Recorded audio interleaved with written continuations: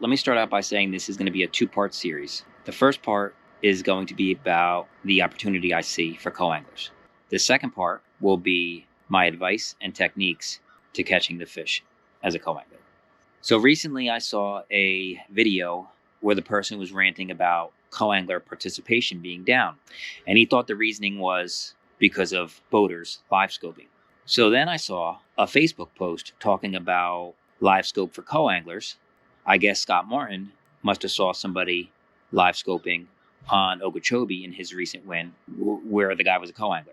So the Facebook post was talking about ways to create a live scope setup for the back of the boat.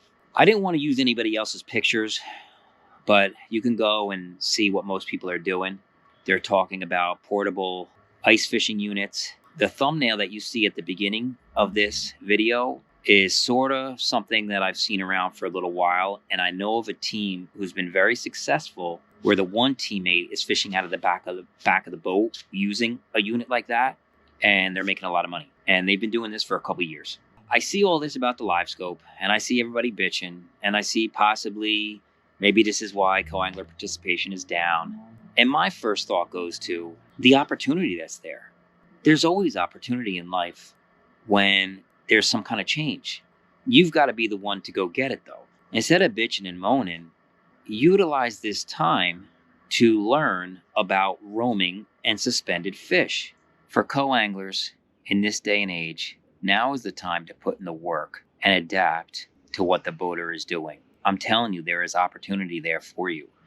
I've been catching roaming and suspended fish for 15 years without live scope. You don't necessarily need live scope. Yeah, it's going to make you more efficient. You're going to see the fish and you're going to cast to it. But on the back of the boat, you're competing with other co-anglers most of the time. And if your boater is around 4, 5, 6 pound class fish, if you think there aren't fish behind the boat roaming around as he's targeting them up front of you, you're kidding yourself. There's fish all around the boat. You just have to have a specific mindset of 1, you're going to go target them. 2, it might be a grind. You're only looking for a few bites a day. But to me, that's fishing anyway. When I'm tournament fishing, I'm not looking for 20 bites a day. I'm looking for 5 of the right ones. And hopefully I get every single one of those fish. So you don't necessarily need 25 pounds to win. You may need 12 pounds. That's what I would do. If I was a co-angler, I'd be going with a completely different, in my mind, winning mentality. Not going there, seeing a guy live scoping, getting all depressed, yada, yada, yada. It's like the guys when it's raining out, or it's windy, or it's rough, they're already beat. I've got every single one of those guys beat. Because I love fishing in the rain. I love fishing in the wind. I love fishing when it's rough out. Whether you're a co-angler or a boater, mindset, mentality, it's a huge thing.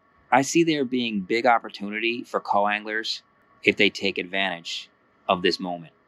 Because there's going to be guys who do it. It might as well be you if you're a co-angler. Do your work. Figure it out. Isn't that what makes fishing fun? When you go and you figure out the puzzle and you succeed? To me, that's what's satisfying about fishing. Is every day, every minute, every hour trying to figure out the puzzle. So as a co-angler, in this era of fishing on the back of the boat with guys live scoping, figure it out. It's not that hard. I'm telling you, it's not that hard. There's a lot of amazing co-anglers. And those guys, they act like you're not even there. They're doing their own thing. They're good fishermen. They adapt to the situations. They adapt to the lake. They adapt to the style. That's what they're doing. They do their homework. They get on that boat. They grind for 3, 4, 5, 6 bites, whatever, and they do their thing.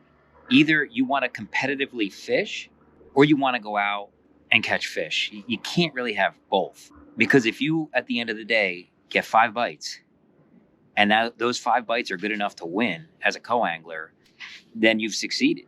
On part 2, I'm going to go over the baits that I think will benefit you when your guy is live scoping up on the front, and maybe some of the other strategies that will help you prepare for some of the lakes you're going to go to.